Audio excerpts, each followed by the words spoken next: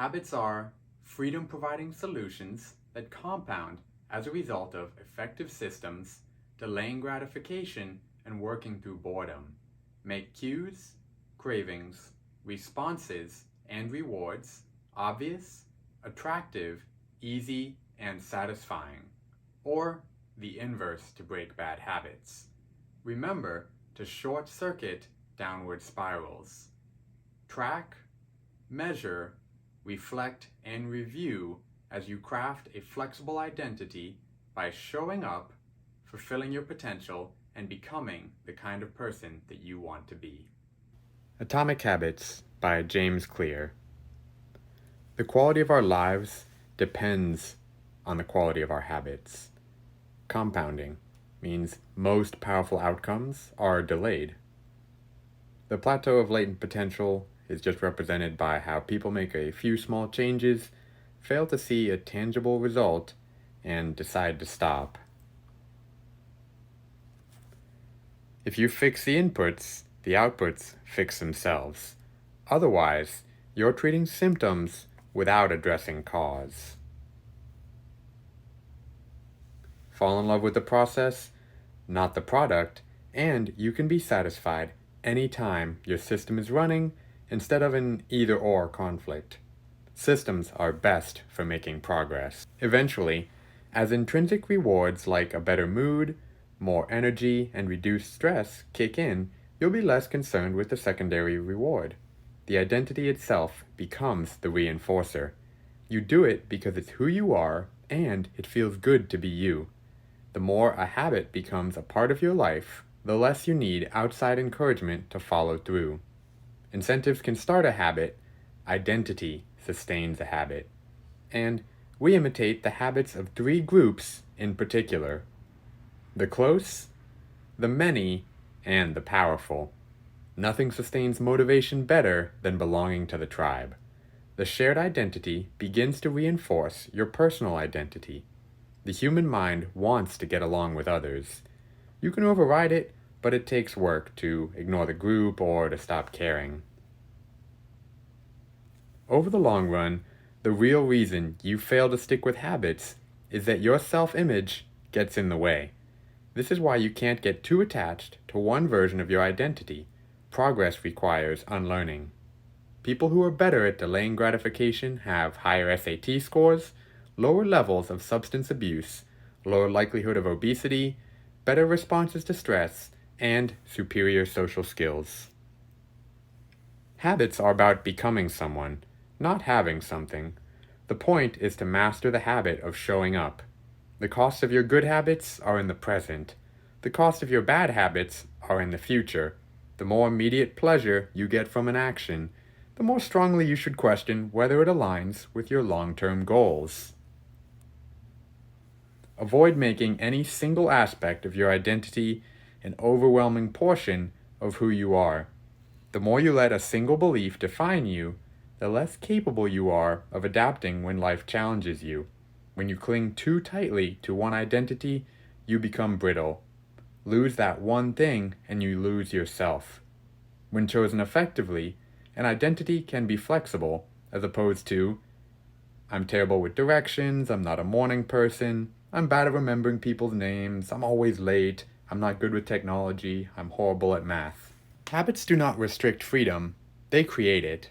In fact, the people who don't have their habits handled are often the ones with the least amount of freedom. Without good financial habits, you will always be struggling for the next dollar. Without good health habits, you will always seem to be short on energy. Without good learning habits, you will always feel like you're behind the curve. If you're always being forced to make decisions about simple tasks, when should I work out? Where do I go to write? When do I pay the bills? Then you have less time for freedom. It's only by making the fundamentals of life easier that you can create the mental space needed for free thinking and creativity. What you really want is to feel different. You want the outcome habits deliver. Being specific about what you want and how you will achieve it helps you say no to things that derail progress, distract your attention, and pull you off course. We often say yes to little requests because we are not clear enough about what we need to be doing instead. When your dreams are vague, it's easy to rationalize little exceptions all day long and never get to the specific things you need to do to succeed. If you want to cut back on your junk food habits, but notice yourself grabbing another cookie, say out loud, "I'm about to eat this cookie, but I don't need it.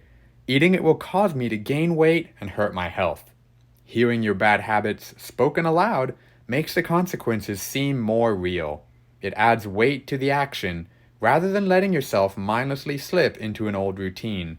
This approach is useful even if you're simply trying to remember a task on your to-do list. Just saying out loud, "Tomorrow, I need to go to the post office after lunch," increases the odds that you'll actually do it. Meditation intention sounds like, "I will meditate for 1 minute at 7 a.m. in my kitchen." For exercise, "I will exercise for 1 hour at 5 p.m. in my local gym." A meditation habit stack would sound like, "After I pour my cup of coffee each morning, I'll meditate for 1 minute." Exercise would sound like, "After I take off my work shoes, I will immediately change into my workout clothes." And for gratitude, "After I sit down to dinner, I will say one thing I'm grateful for that happened today." And for Premack's principle, if you want to read the news, but you need to express more gratitude, it would go something like this. "After I get my morning coffee, I will say one thing I'm grateful for that happened yesterday," the need. "After I say one thing I'm grateful for, I will read the news," the want. Or, if you want to check Facebook, but you need to exercise more, first, "After I pull out my phone, I will do 10 burpees," need. "After I do 10 burpees, I will check Facebook," want. Think in terms of how you interact with the spaces around you. Whenever possible, I leave my phone in a different room. When it's right next to me, I'll check it for no reason at all. It helps to escape subtle triggers and cues that nudge you toward current habits. Go to a new place and create a new routine there. Leave your behavioral biases behind. And then ask, how can we design a world where it's easy to do what is right? You have to standardize before you can optimize. And disciplined people are better at structuring their lives in a way that doesn't require heroic willpower and self-control. Oswald Nichols says, resetting the room is the purpose, of course, to prepare for the next action, similar to the Japanese lean production or addition by subtraction, removing points of friction that sap time and energy in order to achieve more with less effort. Stop when you are going good, Ernest Hemingway. It seems to be easier to continue what you are already doing than to start doing something different.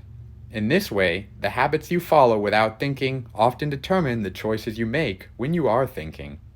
When the effort required to act on your desires becomes effectively zero, you can find yourself slipping into whatever impulses arises at the moment. These forks in the road set the options available to your future self. A gateway habit naturally leads you down a more productive path. Start by mastering the first 2 minutes of the smallest version of the behavior. Then, advance to an intermediate step and repeat the process. A choice you make in the present to control your actions in the future is the commitment device, or also known as Ulysses Pact, or the Odysseus Contract, and it's a way to lock in the future behavior, bind you to good habits, and restrict you from bad ones. By utilizing commitment devices, strategic one-time decisions, and technology, you can create an environment of inevitability. A space where good habits are not just an outcome you hope for, but an outcome that is virtually guaranteed. The Goldilocks Rule is obviously just to find that just right or just manageable difficulty, and it's frequently referred to as being in the zone for athletes, or being in a flow state. When you feel bad, you eat junk, and because you eat junk, you continue to feel bad. Same with when TV makes you sluggish, so you watch more because you lack energy. On tough days, it's crucial to have as many things working in your favor as possible so that you can overcome life's challenges. The idea is not only to do easy things, it's to make it as easy as possible in the moment to do things that pay off in the long run. Variable reward leads to the greatest spike of dopamine, enhances memory recall, and accelerates habit formation. Learning curves reveal that habits form based on frequency, not time. You value the present more than the future. Our bias towards instant gratification causes problems. Benjamin Franklin said, "Lose no time, be always employed in something useful, and avoid trifling conversations." The mere act of tracking behavior can spark the urge to change it.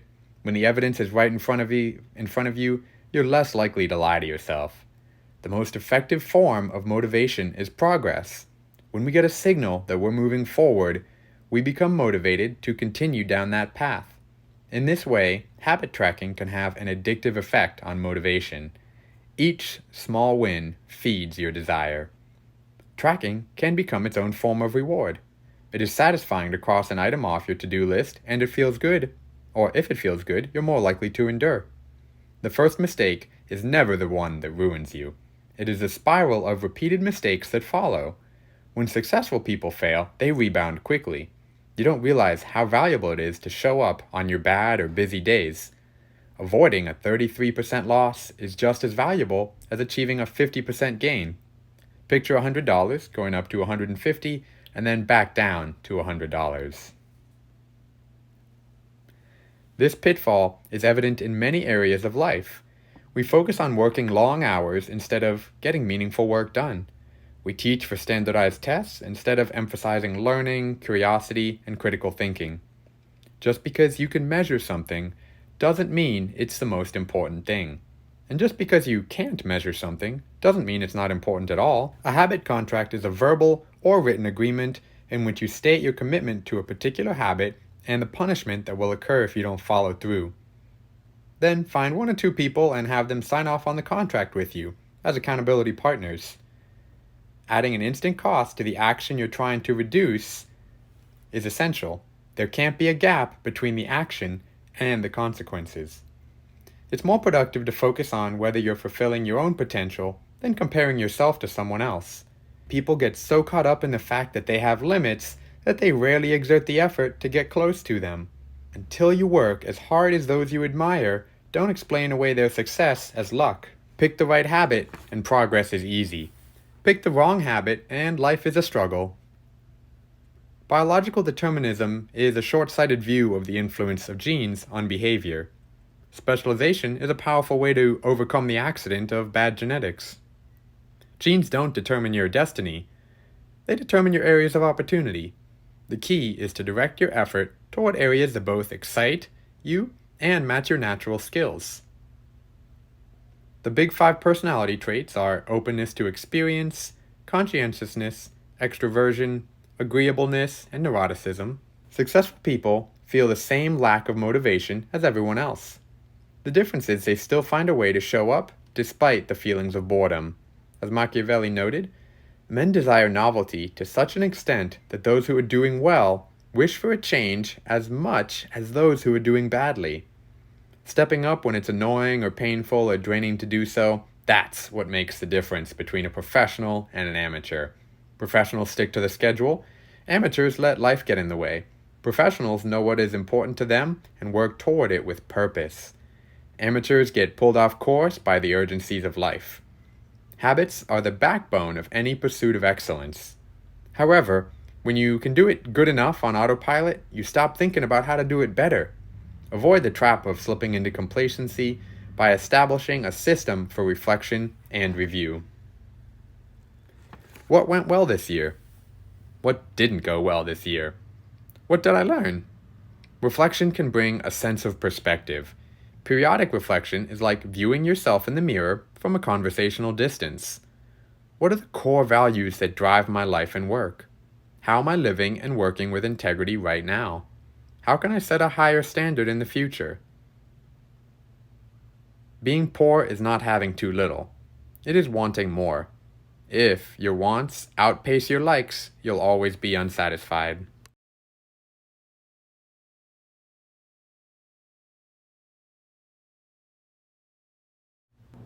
Thank you for your time. I hope my earnest effort to recap this amazing book did it justice. I encourage you to read the book. Thanks for watching again, and remember to like, comment, and subscribe.